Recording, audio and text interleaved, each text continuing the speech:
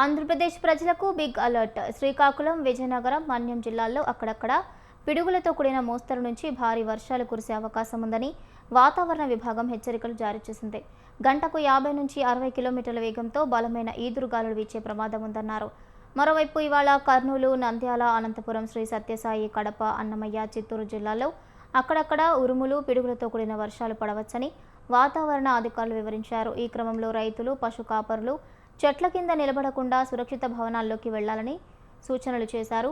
ఇక ఇవాళ రాష్ట్ర వ్యాప్తంగా 13 మండలాల్లో తీవ్ర వడగాలులు, 221 మండలాల్లో వడగాలులు వీచే అవకాశం ఉందన్నారు. ఇదిలా ఉండగా ఏపీలో హీట్ వేవ్పై ప్రభుత్వం సమీక్షించింది.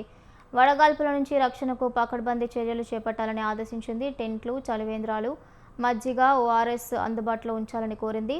తీవ్ర స్థాయిలో ఉష్ణోగ్రతలు ఉన్న ప్రాంతాల్లో స్థానిక సెలవులు ప్రకటించాలని సూచనలు చేసింది. గ్రామీణ, పట్టణ ప్రాంతాల్లో తాగునీటి సమస్య లేకుండా చూడాలని ప్రభుత్వం సంబంధిత విభాగానికి ఆదేశాలు జారీ చేసింది.